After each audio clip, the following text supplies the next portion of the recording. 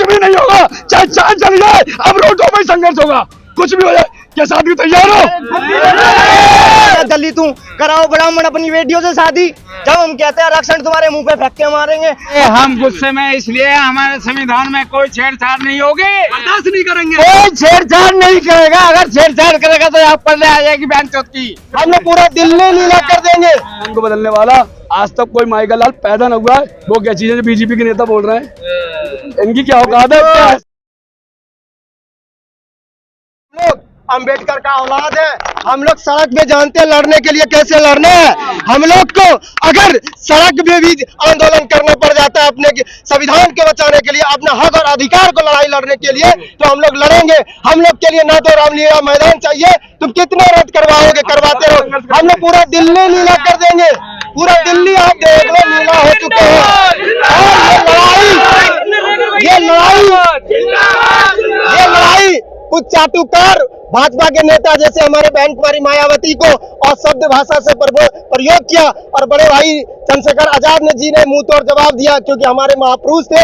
हम लोग अगर कोई भी बहुजन समाज में मेरे महापुरुषों को कोई गलत अशब्द का भाषा का प्रयोग करेगा, तब भी हम लोग जवाब देंगे। चंद्रशेखर ने कहा है कि अब संघर्ष सड़कों पर होगा, क्या मतलब है इसका? सड़कों पे इसीलिए होगा क्योंकि सड़क हमारे संघर्ष का मामला। एक मिनट हो गया।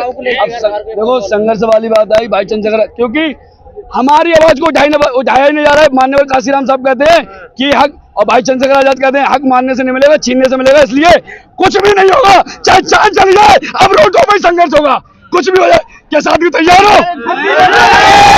यार सुनो, जान इसलिए दे देंगे जब सारी दिल्ली बंद कर देंगे, नहीं छोड़ेंगे। देखो जान बंद होगा, जब हमारे हक अधिकारी खत्म हो जाएंगे तो हमारे जिंदा रहने का क्या फायदा? हमारे आने वाली पीढ़ी पूछेंगे कि जब ये जुल्म हो रहे थे तो तुम क्या कर रहे थे, उन्हें हम क्या जवाब देंगे? उन्हें तो प्रधानमंत्री ने कहा तो क्रिमिनल लागू नहीं होगा। अरे क्रिमिनल लागू नहीं होगा तो संसद में जाके एक विधायक बिल पेश करे तब हम मानेंगे, अगर आप दलितों के देशी हो। ऐसे विश्वास नहीं है मोदी जी की। अरे 15 लाख का जुमला दिया तो 2014 में, तुम्हारे खाते में आए 15 लाख, कोई विश्वास नहीं, आपके खाते में आए 15 लाख। भाई साहब लिसन टू मी, बोलते रहिए। बताइए। ये जो आज भीड़ आई है, स्टेडियम फुल हो गया, अंदर पैर रखने के लिए जगह नहीं है, इस भीड़ का क्या मतलब है? क्या इस भीड़ का ये मतलब ये है क्योंकि हमारे आरक्षण संविधान पे कोई बात आएगी तो भाई चंद्रशेखर आजाद जी ने पहले रामलीला मैदान मांगा था, फिर उन्होंने भाई चंद्रशेखर आजाद जी ने ऐलान किया था कि केंद्र सरकार को हम घुटने टिकवा देंगे, लेकिन प्रधानमंत्री डर गए, इसलिए उन्होंने रामलीला मैदान की परमिशन कैंसिल कर दी, स्टेडियम भी नहीं दिया, कुछ भी नहीं दिया। तो ये हुई है, आप देख लो। अब भाई चंद्रशेखर आजाद जी ने ये कह रहा है यहाँ पे, ये सरकार कभी भी दलितों की देशी नहीं होगी, क्योंकि ये चाहते हैं कि ये कुर्सी पे। फैसला तो सुप्रीम कोर्ट ने दिया, सरकार का क्या है? भाई साहब सुप्रीम कोर्ट भी माननीय नरेंद्र मोदी जी के इशारे पे चल रहा है, सब उन्हीं के हैं, और क्या सब उन्हीं के। अच्छा एक बात बताओ, जो जजेस थे उनमें से कितने दलित थे, कितने पिछड़े थे, कितने मुसलमान थे? दलित थे, 5 ब्राह्मण थे, 1 बनिए थे। अरे यार एक बात, साथ में से एक दलित था। अब तो आप हिस्से की बात करते हो, अब देख लो दलितों की और ब्राह्मणों की कितनी आबादी है, आप खुद जोड़ लगाओ, उतनी जजेस बैठा हो ना जिसकी। अब क्या होगा लग रहा है? अब क्या होगा अगर हमारी मांगों को नहीं पूरा, अगर हमारी मांगों, सारी दिल्ली बंद हो जाएगी, हमारी मांगों को पूरा नहीं किया जाएगा, चाहे कुछ भी हो जाए, इस दिल्ली को संविधान में चाहे कुछ भी हो जाए, संविधान पे आरक्षण लेके बात आएगी तो आंदोलन जारी रहेंगे। बीजेपी के नेता संविधान बदलने के भी बात करते हैं, देखिए।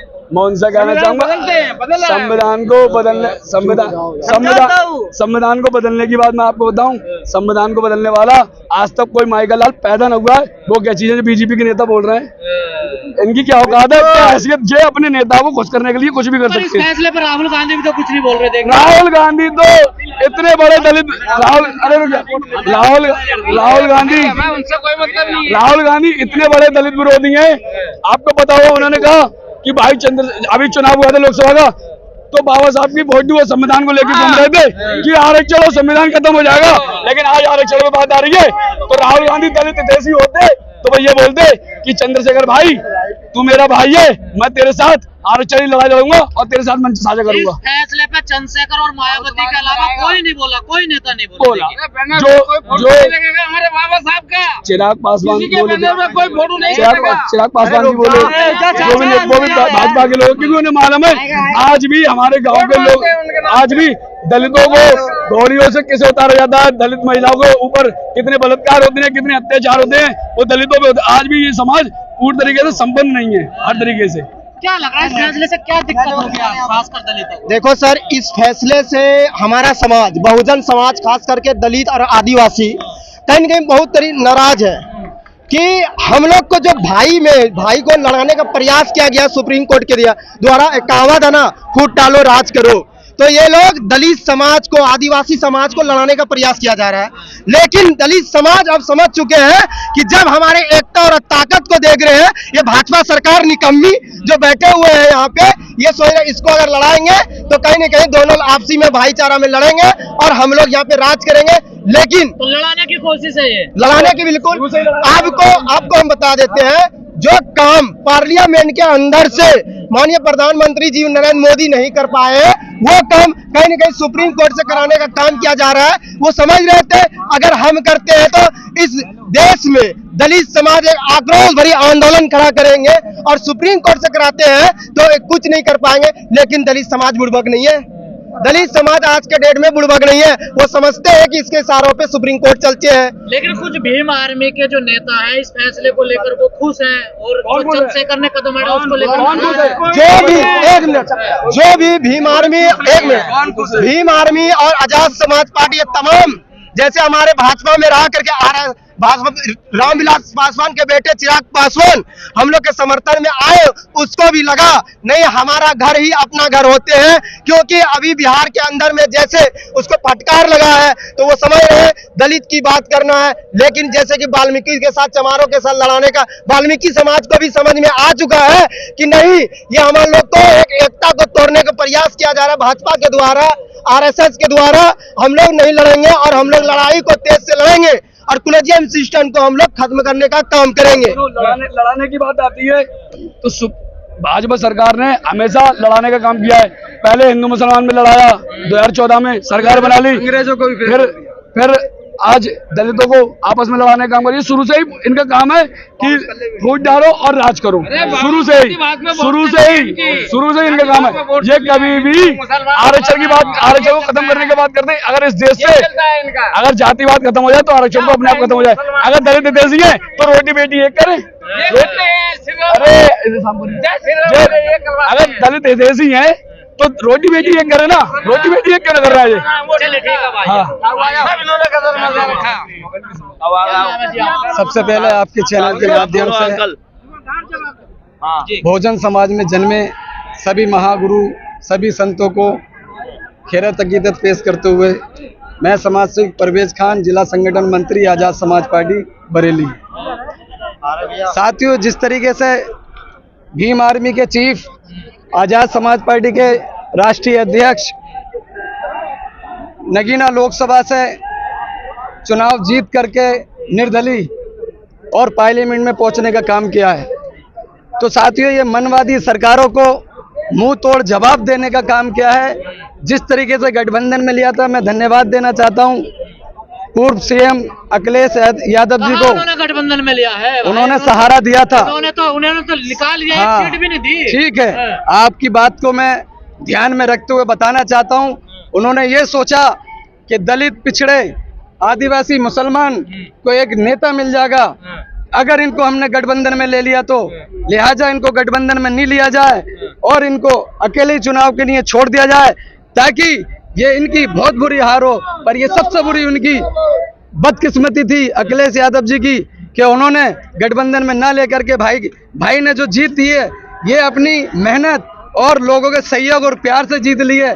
काश अगर गठबंधन में जीत जाते तो सारा फायदा समाजवादी पार्टी उठा लेती और जीत का गुब्बारा अपने हाथों से फोड़ देती कि पार्टी की वजह से चंद्रशेखर आजाद जी। तो आज भी संविधान उठाए हुए हैं लेकिन बोलते हैं नहीं है दलितों के लिए।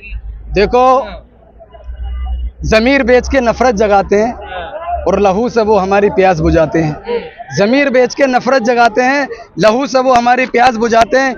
जिन्हें पसंद नहीं है हिंदू मुसलमानों का मिलन, वह जान पूछ के दंगे कराते हैं। साथियों, आज मैं तुम्हें चैनल के माध्यम से बताना चाहता हूं कि 1950 नवंबर 26 को जब संविधान की आखिरी सभा थी, तो बाबा साहब ने खड़े होकर संविधान के बारे में कहा था कि मैं इस सभा में संविधान की अच्छाइयाँ गिनाने के लिए नहीं आया हूँ, इस संविधान की वो खूबियाँ बताने नहीं आया हूँ। संविधान जब तक गलत साबित नहीं होगा, जब तक गलत हाथों में नहीं जाएगा।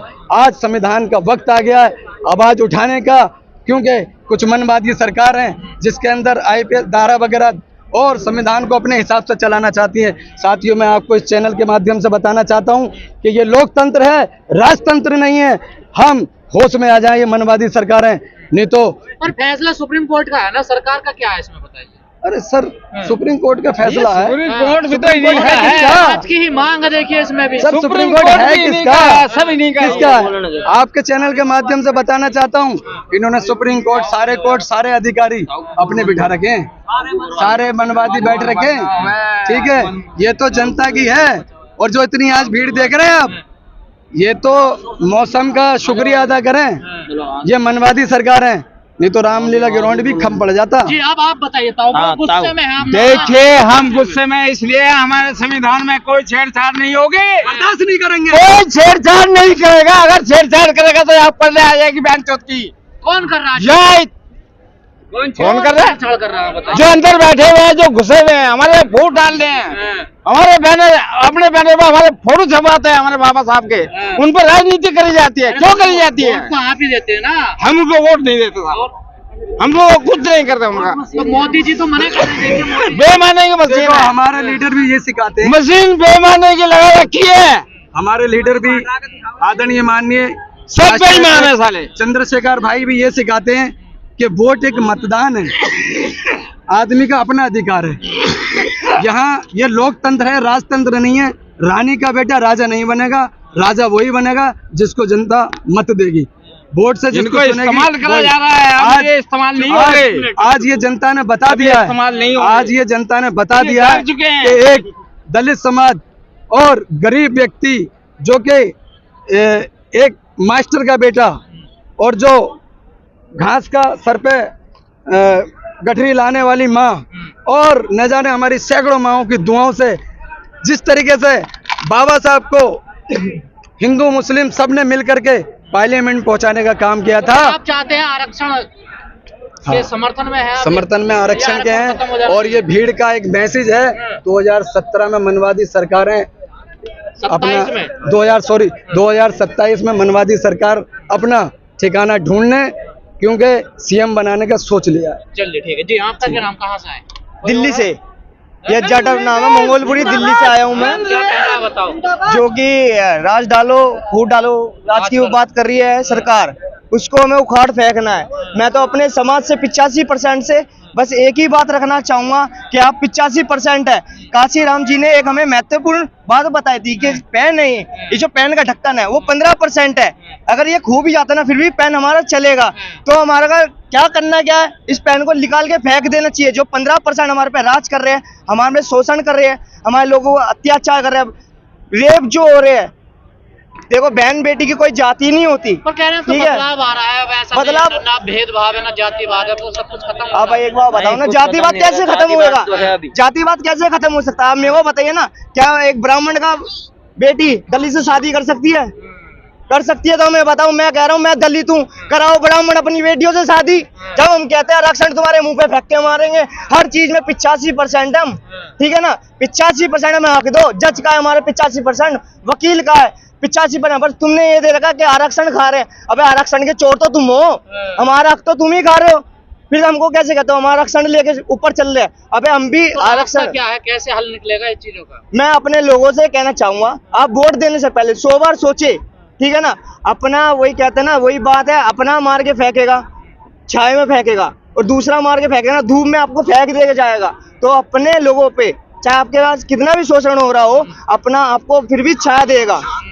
तो मैं ये कहना चाहूंगा, दूसरे को वोट ना दे तो प्लीज। जय भीम, जय संविधान।